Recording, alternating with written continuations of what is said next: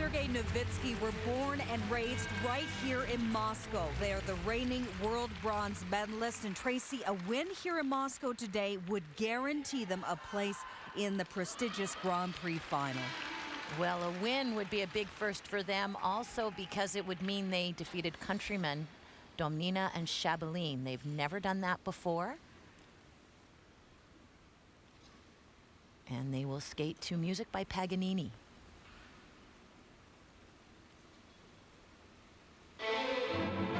This is a wonderfully theatrical and dramatic dance team.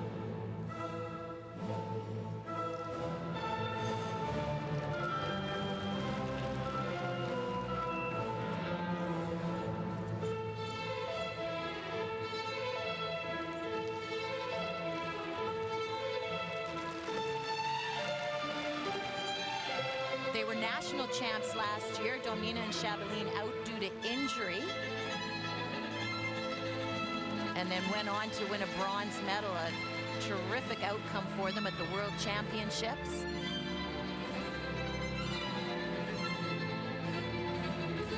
And after the original dance, they are in second place behind Domnina and Shabalin.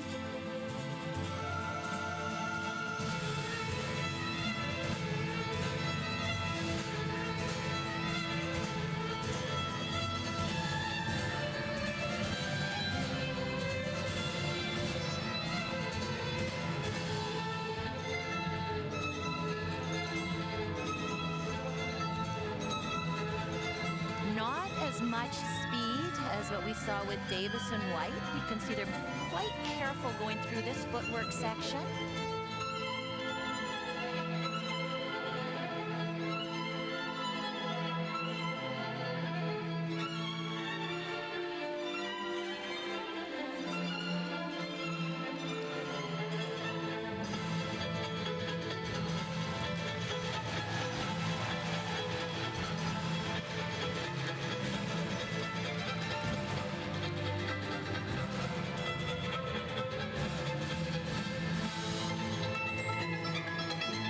Tracy, they were not happy with their result of the Cup of China earlier this season when they finished a disappointing third. That's why, to guarantee them a trip to Korea in December, they have to win here.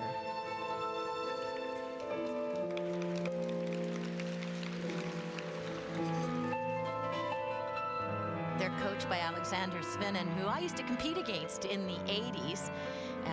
He and his partner Olga retired in the mid-80s, and he went on to skate professionally in Russia. And you can see some of that evidence in his choreography. It's very theatrical. She also reminds me a little bit of Bestemianova, Natalia Bestemianova, who was Olympic and world champion from Russia, with her fiery red hair and dramatic style.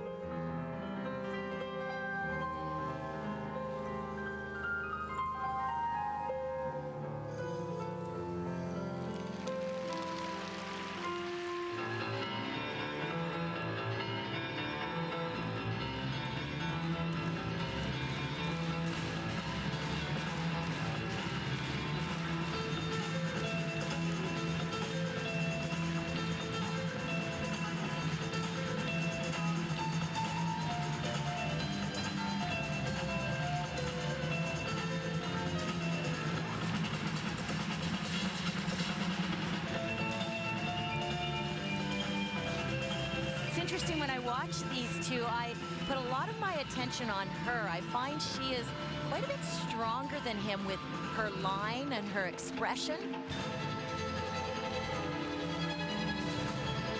Is that a bad thing?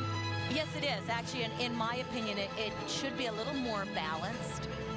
However, she is excellent, and she does demand your attention.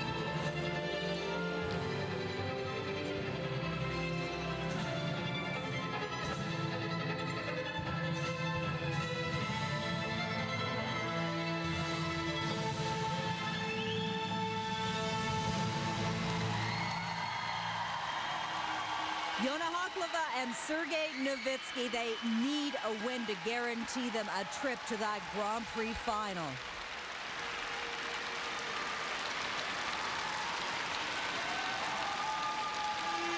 No major errors. They did what they had to do to really step up and challenge Domina and Shabeline, who are still to come. One of their lifts, and you can see she totally takes advantage of her flexibility. I love the turnout of her free leg. When you watch here, the beautiful pointed toe, she has a great line. And she really has such a way of making every move look unique and polished.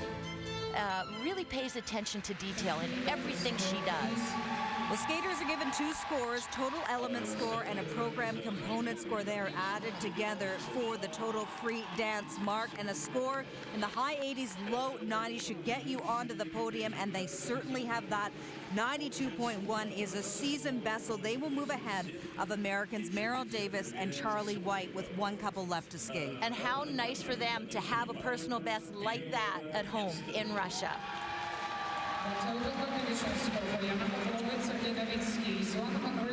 When we return to the Ice Palace Megasport in Moscow, the medalist, a former world champion, now with Buttle out, he steps up and into the spotlight. As we mentioned at the top of the show, at his first competition at home in France, he did not finish on the podium. He had trouble with his skates. He said he didn't feel comfortable with the way the blade was positioned on the boot, went back home after France, reworked the blade, and says he feels better coming in here. Let's take a look now at his short program.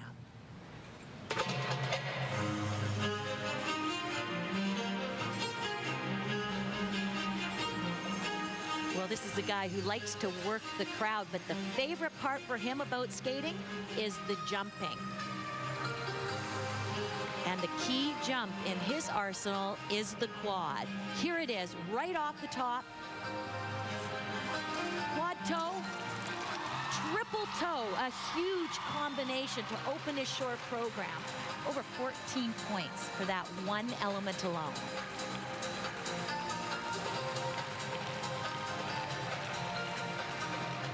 Nothing like a quad to get you in the groove. Right into a triple axel. Textbook perfect position in the air, nice strong landing. Not complex choreography in this program, but the simplicity is allowing him to put his focus on his jumps, which is where he can really rack up the big points. What the Worlds, he made that fatal error of watering down his technical content in the free skates, thinking his basic thinking, I guess you could say, was that because Canadian Jeff Buttle didn't have a quad plan, that he could still beat him. Wasn't the case, though.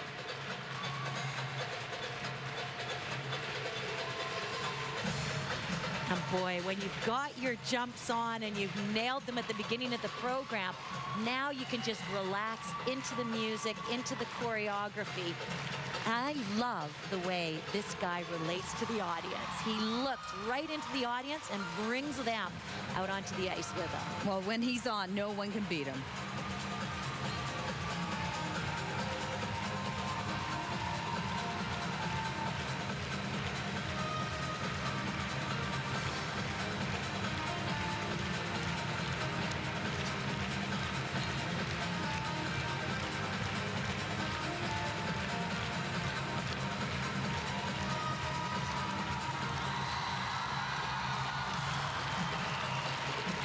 I've never heard a Russian audience this exuberant for somebody that's not their own.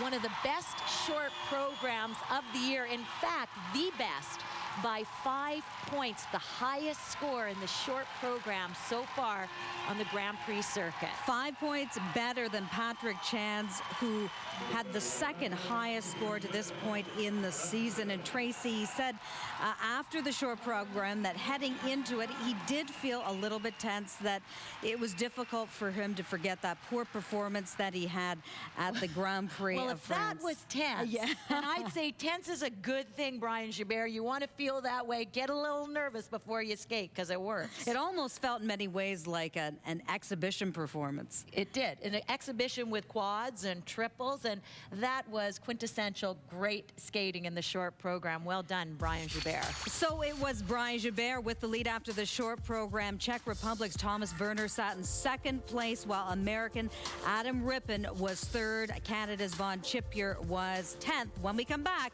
Von Chippier's free skate.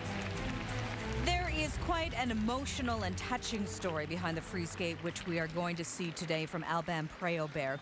It's a Russian folk music program which he's dedicated this free skate to the memory of his lifelong coach, Elena Izachenko, who died from cancer a couple of years ago. And when he took from Elena, she used to always talk to him about wanting him to skate to Russian folk music, waiting for the right time for him to do that. He thought this the perfect time and to bring this program to the Cup of Russia in her memory.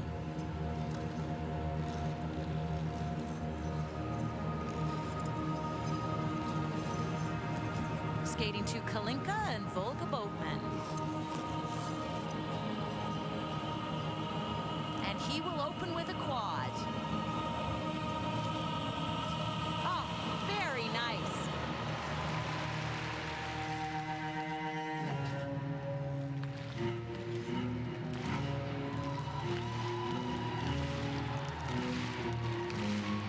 Didn't take long to get the audience on board. Not in Moscow.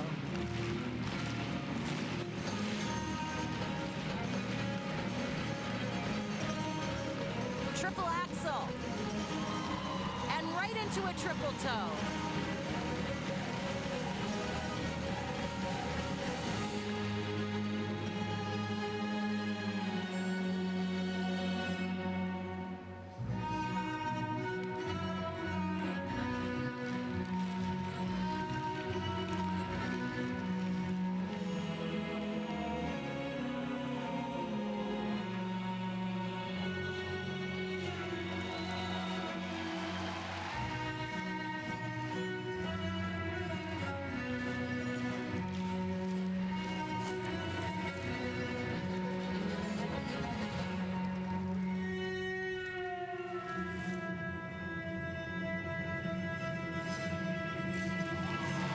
Fighting there on the landing of his second triple axel.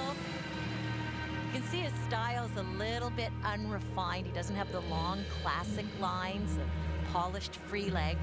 But he said, hey, I came to the sport, it was just a hobby for me. I never had the classical training. He says, yeah, I guess I could refine it somewhat, but I don't want to lose my uniqueness and kind of my common touch. That's what gives him his character. Well, in the past, he's used a lot of humor in his routines, but then he said as well, he doesn't want to get pigeonholed and just have one sort of performance, one sort of character out on the ice.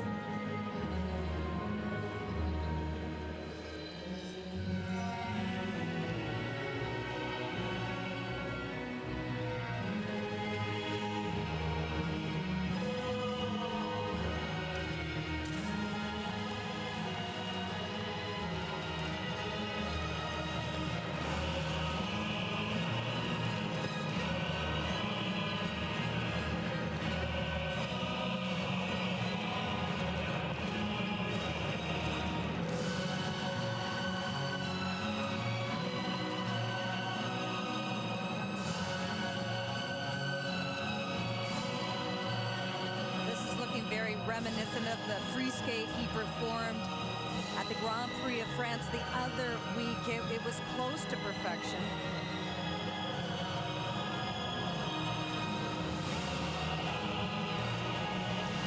To watch his footwork sequence here, where he will lose some marks or is in his skating skills. He doesn't really get right down into his knee, crease the boot and drive into the ice. He skates a little bit above it, of jumps there. But because he doesn't get right down into the ice, he doesn't quite have that speed and power that some of the other skaters do.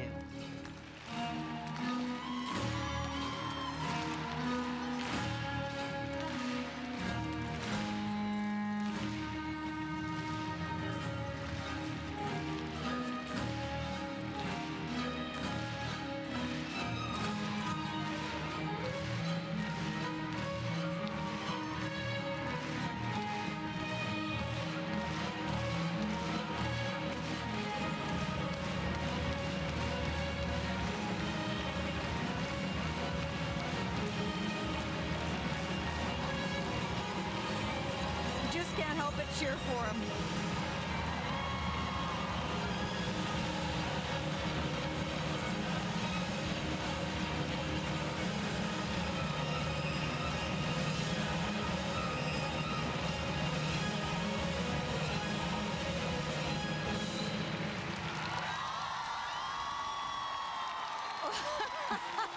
How great is that? We're going to have to start calling this guy Mr. Consistency. His enthusiasm is touching. A strong quad at the beginning of his program, triple axels, all of his triple jumps effortless. And again, big marks technically for that. The only weakness, his classical skating skills. Every aspect, of course, is being judged and assessed. Another strong performance of the stirring tribute to his former coach, and there is his new coach now, Annick Dumond, and that is just a couple of points off his season best, but will move Albin Préaubert into first place. Okay, Tracy, here is the final skater of the afternoon, a four-time world medalist, Brian Joubert of France, who sat in first place after the short program. And Brian won the Grand Prix final a couple of years ago, but this year he's in jeopardy of not making it. Well, he sure vindicated himself with that short program. It was astounding and easily the season's highest score. He's hoping to come back with an equally strong free skate. His music, Last of the Mohicans.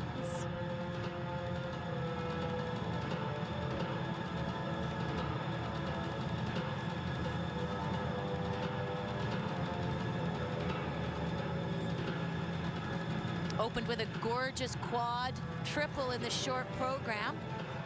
He's planning to do the same again here.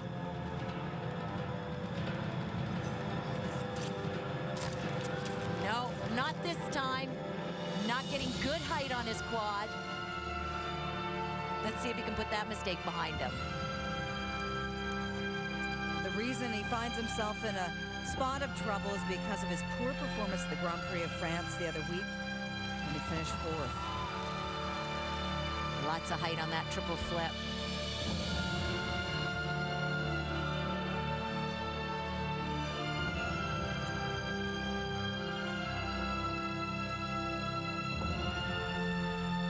Setting up for a triple axel. Very nice. Triple axel, triple toe.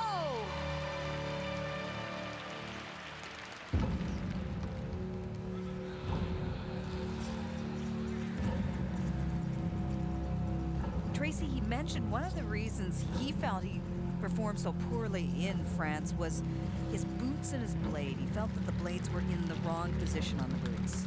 And whether they were or not, and once that gets into your head, you're best off changing and dealing with it. And he was able to do that. You could see the effect in the short program.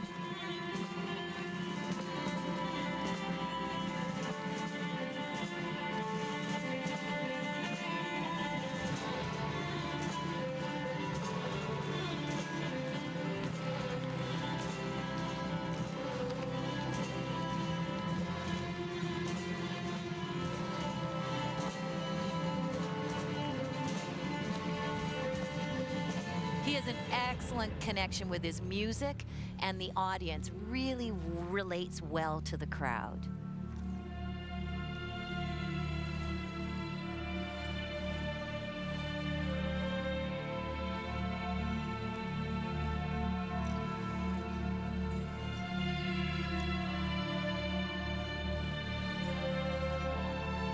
catching his breath here. He's building up for his second triple axel.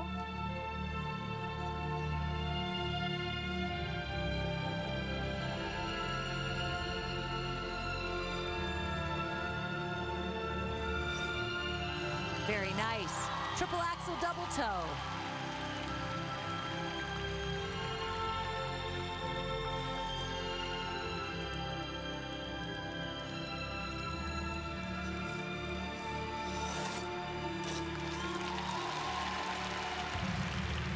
When he's on, he's so tough to beat.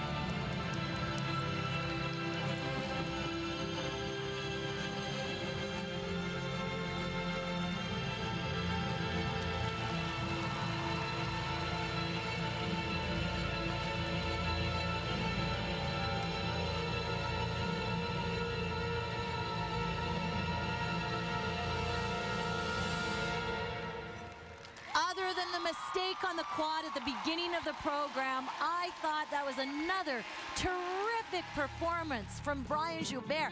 What I like about him, he has that presence on the ice. He pulls you into his performance because he really feels the music. It's an uncomplicated, fairly classic style of skating, but very heartfelt. He looks into the audience, he relates to his music, and demands you watch. I thought he had that performance tonight, the performance of the competition. And what a quantum leap forward from what we saw the other week in Paris, and reflective in his scores. He would need a score of 137 or more to move into first. He's got Now the quad really hurt him here in the free skate mark because it was not graded as a quad. It was downgraded, so he picked up a point instead of 12 points or 11 points for the quad. So that really, really hurt him. Only in the free skate, though. He had enough of a lead in the short program. And more than that, he has shown us, hey, do not count this guy out at the World Championships.